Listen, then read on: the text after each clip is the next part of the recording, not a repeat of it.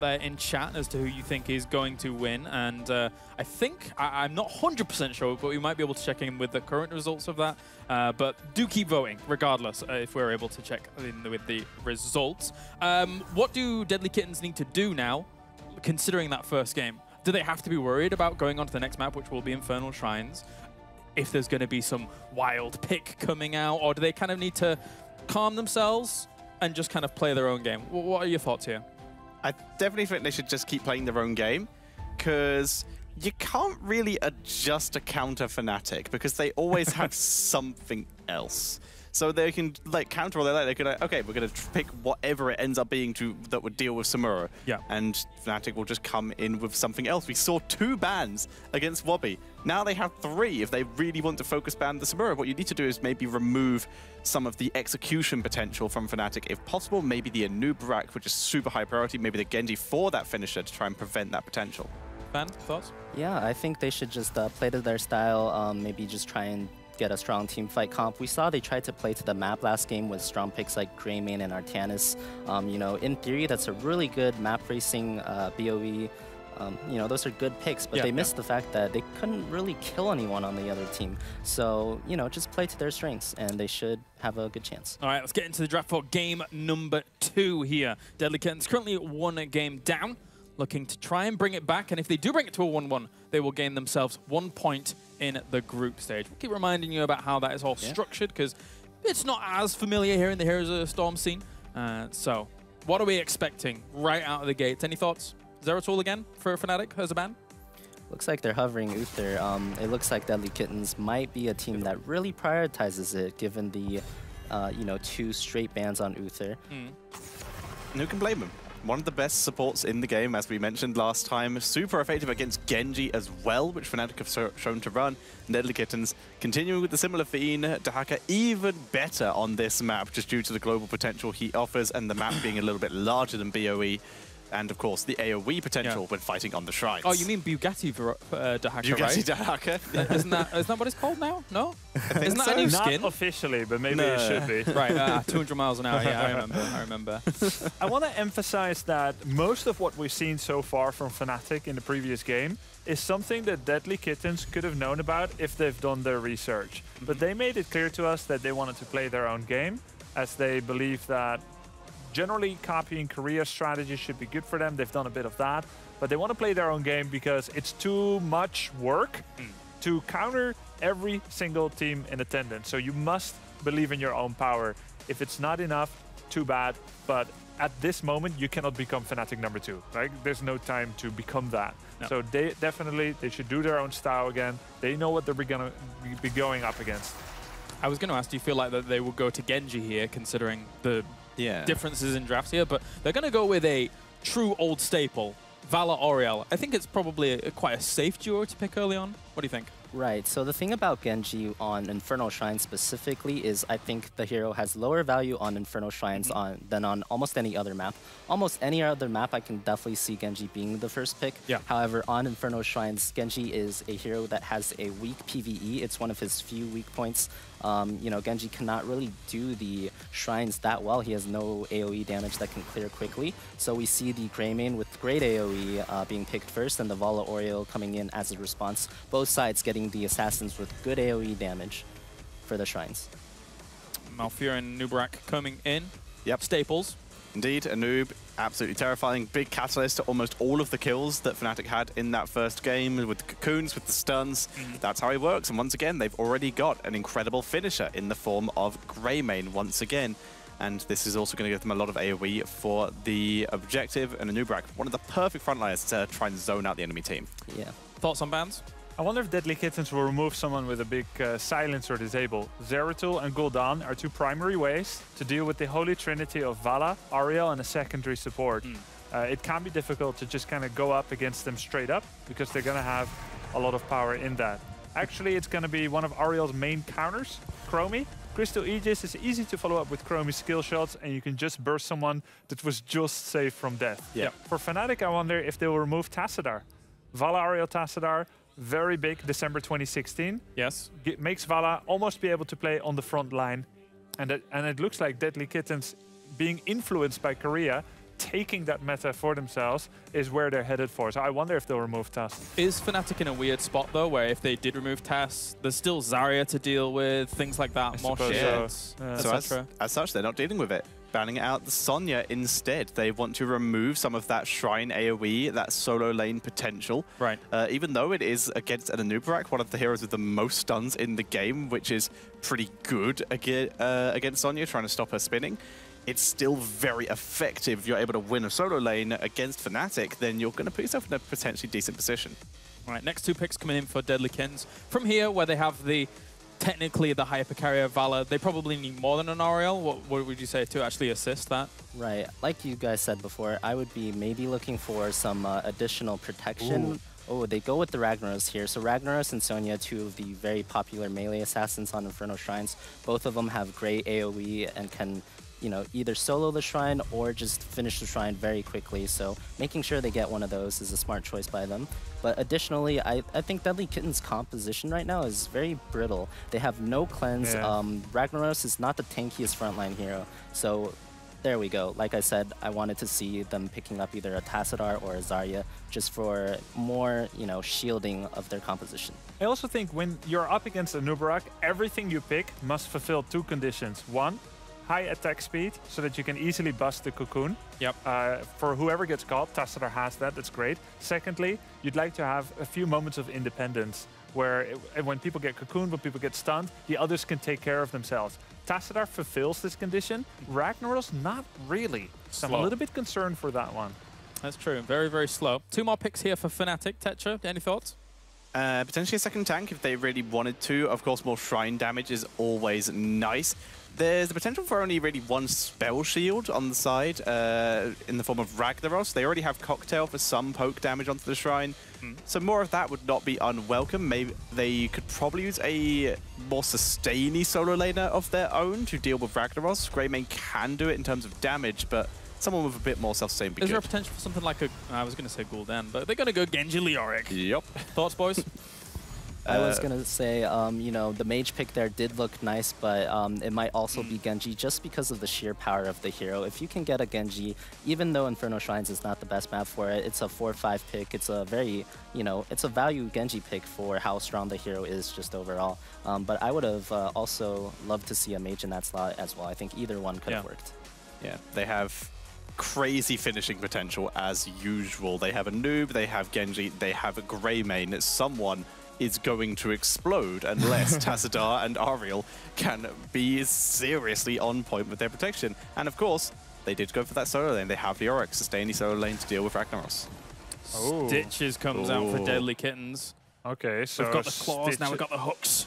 Stitches, slam build, pretty nice on the shrine. But I'm really wondering how the entire draft of Deadlykittens fits together. You've got a hook, you've got a Sulfuras smash, but you're going up against Leoric, Genji, and Nubarak, not the easiest of targets to hit. There's not major setup really for a Sulfuras smash. So I really wonder how the Ragnaros fits in, rather than just being a good objective control hero and just like a good overall hero. But like, I'm not really feeling like, okay, such an easy team fight for them, you know? Yeah. Looking at the comps overall, I mean, you were mentioning that this isn't necessarily Genji's best map. Right. But it comes back to the same question, or at least the same notion that I asked in the first game. This comp is very specifically designed for, we want to fight you, we want to kill you, whilst maybe Deadlykittens is a bit more slower. They don't necessarily want that engagement to come on Fnatic's terms. Is that a fair assessment? Yeah, definitely. I'm a little bit nervous about the Stitches last pick there, though. I would have really preferred something like a Johanna, something that's a lot harder to kill. Yeah. The blind would have gotten good value as well. As it stands, Fnatic have Curse Bullet and they have Leoric's Entomb with Drain Hope. So that's a lot of percentage-based damage for Stitches that can really just take them out really quickly. And if your healer is web-wrapped, I don't know if Stitches can actually survive in the front line here. Plus, why do you take Stitches to try and hook engage, isolate one target, when the entire team is already designed to dive you? Normally, when you are against an early Stitches pick, you take things like Leoric to stop him from walking away after a Gorge, if that's his heroic choice. You take something like Greymane, Genji, and Anubarak, who can jump the fight easily and say, you are not 5v1, the whole team is here. So it's almost something like they wanted to do anyway, like no matter what Fnatic is going to be drafting. So, predictions, boys. I want to know. We'll start over there. Fnatic. Fnatic, I just gave my manifesto. Yes, you did. Thank you very much. We'll file that. Thank you. Grubby does some super cool micro stuff in the top lane. I don't think it's possible that he's going to lose that lane. I think it's big claws for alarm for Deadlykittens. I'm going with Fnatic. Okay, Fan? I do like part of Deadlykittens draft. I'm a huge believer of the Vala, Tassadar, Oriole style of composition. I think it's extremely strong when you get that kind of comp. However, I also have to go with Fnatic. The later Stitches pick makes me worried, and you know, Fnatic is running a composition that they're very familiar with, and they're on heroes that they're very comfortable with. All right, thank you very much, gents. We can check in with the chat predictions. Please, not 1%, and I'll be a happy guy. No. Why is he still there? It's that one guy believes. I'm triggered. I'm triggered. He does believe. He does believe. But there you go. Imagine if he or she wins that one, though. We'll feel so good. That one guy in chat. I told you. I knew. Look at the time of this prediction. I screenshotted it. All right. Thank you very much, gentlemen. Check in with you after the series. For now, though, we are going to head over to the commentary team once again. It's Kaldor and Dreadnought.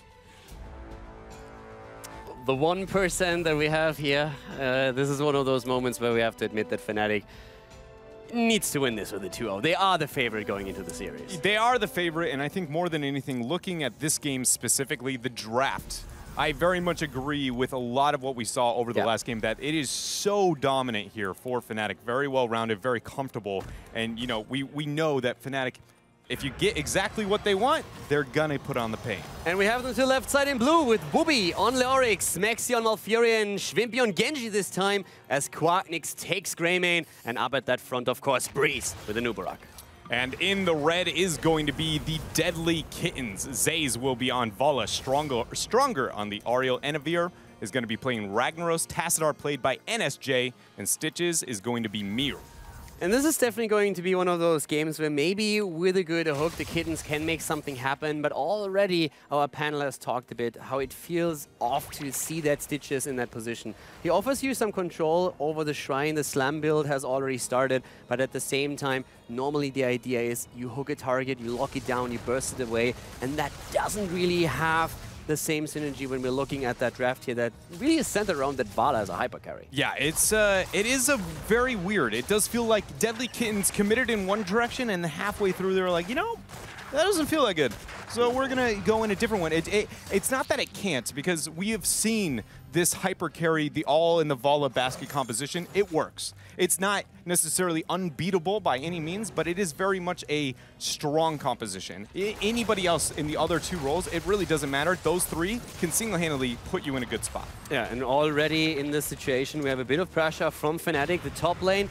That's where we see Wooby doing quite well against Ragnaros. Enavir is having a lot of trouble here, especially with block picked up on level 1 that empowers you even more so on the solo lane. Deadlykittens here, you see like this zone off of the wave. The fact they're losing experience, they're going to be choked out onto the map. This is going to be a very scary, it's the small things that Fnatic's doing to stall out these waves to where they need to, again, find a way to get some kind of pressure and not let Fnatic do what they do best. Wooby was actually really looking forward to pull this off as well. So we see him just simply stall that out and simply freeze the wave. And that all of a sudden puts Ragnaros in the spot where he is either zoned out of experience, can't push the lane, or he needs to go so deep that a gank can simply take him apart. So that small move that you saw there makes it even harder for Ragnaros to have a chance against Leoric on the solo lane and gives Fnatic an edge. Small things, but they really matter. And I mean, I'll say, I've said it since I began casting, since I began even playing way back in the day, top level competitive Heroes of the Storm is a bunch of small things that add up to world champions. The they have all the small things, stalling the waves, manipulating the minions, the objective, and counter pressure. You cannot even fail at any point, otherwise you will struggle in these type of tournaments. Breeze gets hooked here, no pressure yet. Again, there's no real lockdown. Stronger couldn't use the Determined Strike to put him into place. And Wooby is just taking that solo lane currently.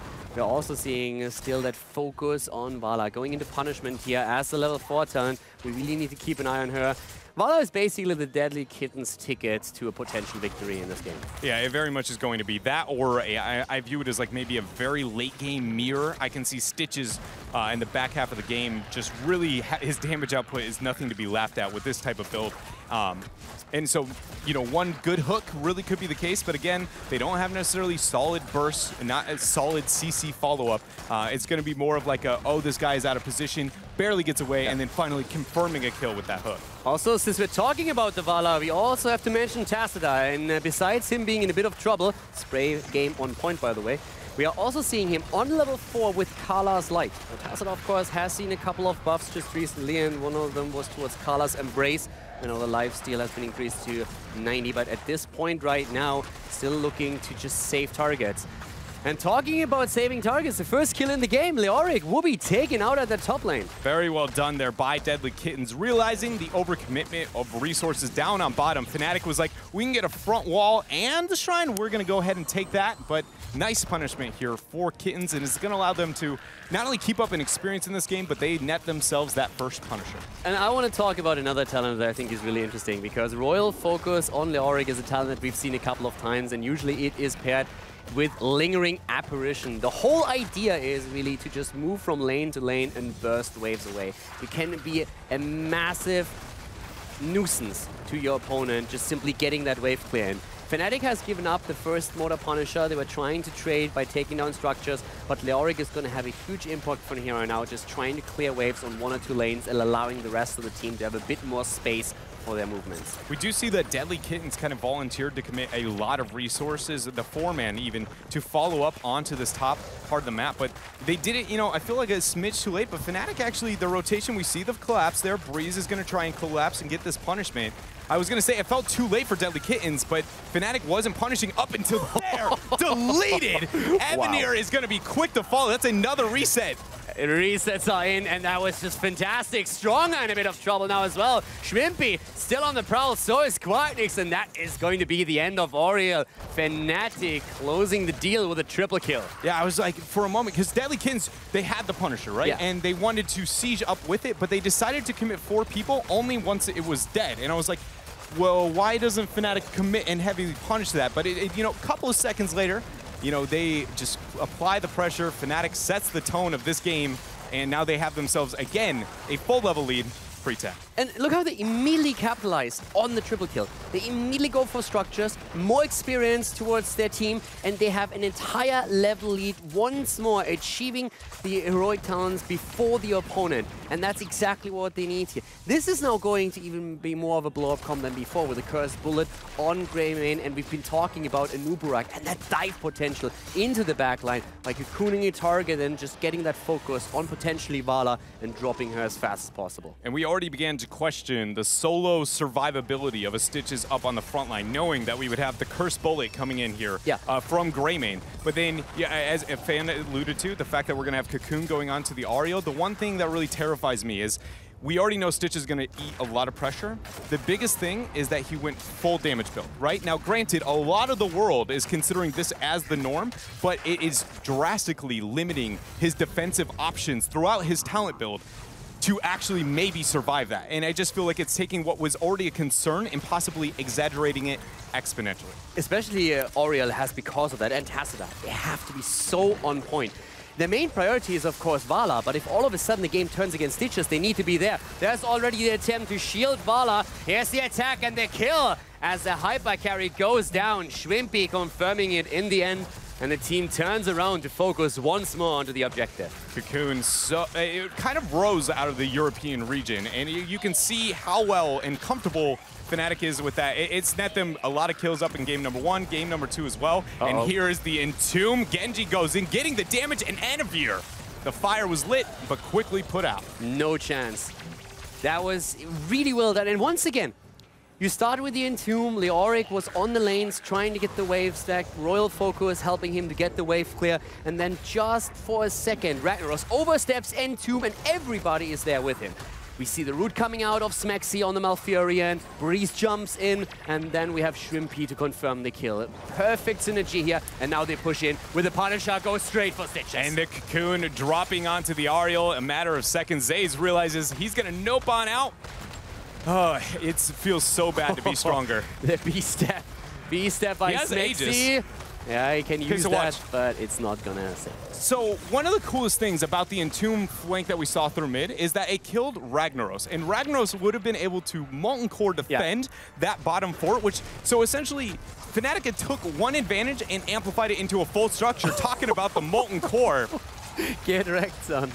I mean, Fnatic, they're not letting up on anything. They were 8 minutes in. We already have the bottom fort down. We're now eliminating out through mid, and they find themselves now what is going to be a 2-level and a talent tier advantage. They are 3 levels ahead, and the one thing I want to point out, if you guys paid attention to Leoric on the minimap, with Lingering Apparition and Royal Focus, he moved as the only hero between the mid, the top lane, and even dove behind the opponent's fort to proxy another wave and take it down. He is just the entire time splitting away from the rest of the team and using the combination of Royal Focus and Lingering Apparition to burn one wave after another wave, even going on level 13 into the Burning Rage to have even more wave clear. He's at 90,000 siege damage at this point. Nobody else is even close. 90,000 siege damage at 10 minutes into a game. Yeah. 9 minutes into a game, actually. That is insane. You know, you think about your 20-minute Hero League game where the Abathur was sat in base all day, who's just split pushing. You look at his numbers, he's like 120.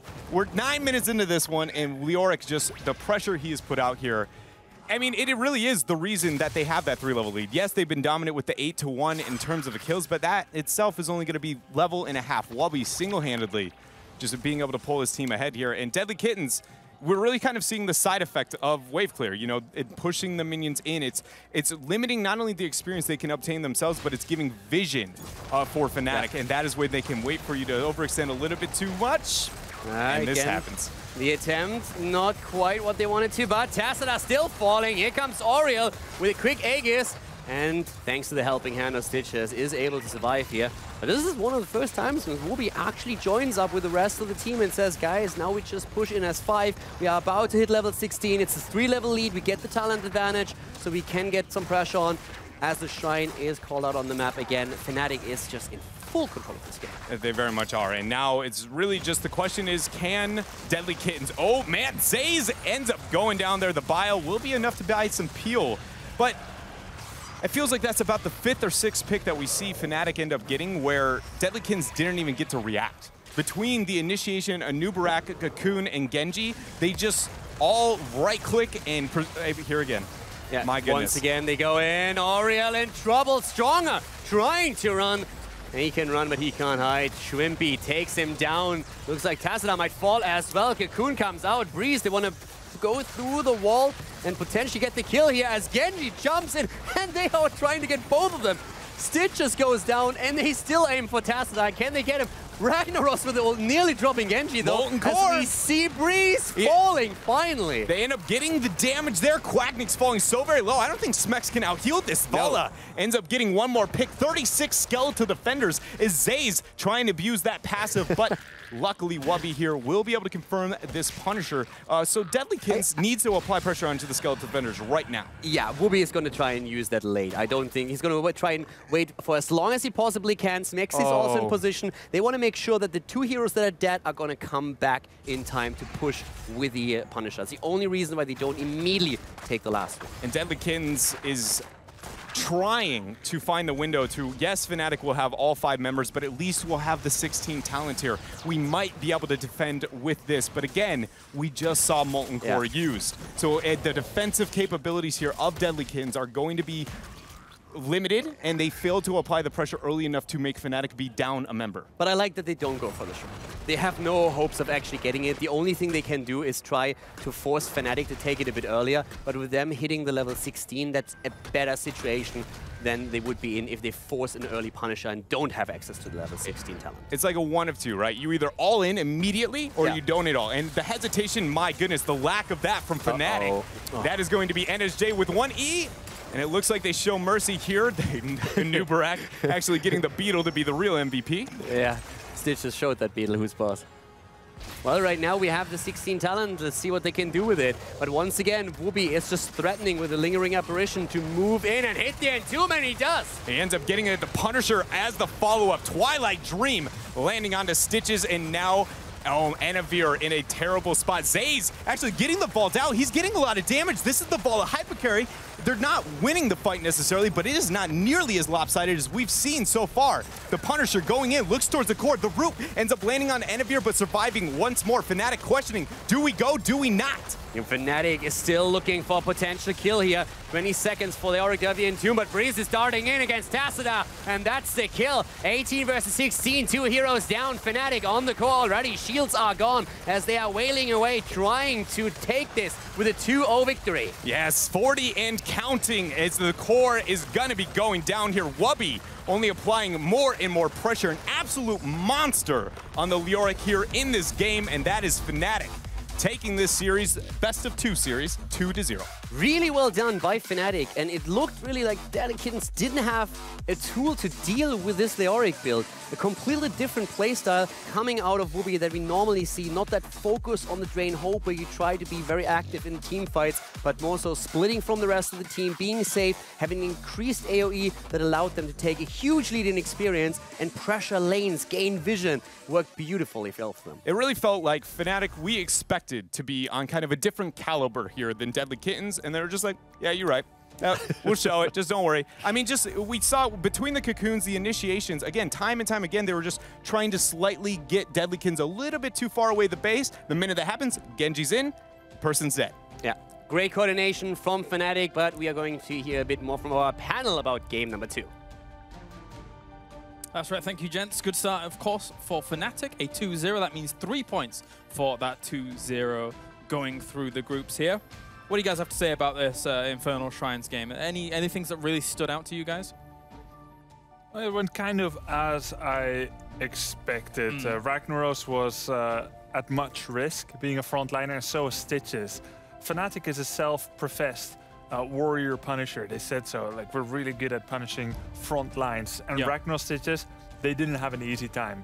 Vala Ariel Tassadar did a good job of doing what they were meant to do, but there was just too much coordination. Fnatic just showed their class, and they did exactly what they were expected to do. A noob and Genji is a good combo. Add anything else, and it's a great combo. Turns out Leoric can lose the lane if the Punisher spawns up there, and the enemy team does get it. That is the one way that happens. But Leoric, even in the team fights, was spectacular. Got some great entombs off, probably making Deadlykittens very claustrophobic. Wow. Wow. I'm just stunned. So you were mentioning, Fan, just before that game, obviously, you would have rather something like, I don't know, Johanna, something like that. Do you think even in that situation, it would have made as much of a difference? Or do you think that it would have still been the same outcome? I think it would have definitely helped them. It probably would have still been the same outcome. The Johanna wasn't absolutely critical. Deadlykittens actually did better than I expected early game. There was... You know, before 10, they were leading in experience for a good amount of time, but the turning point happened at top when they were sieging the fort, of course, and they kind of got 3-man wiped by overextending a little too much.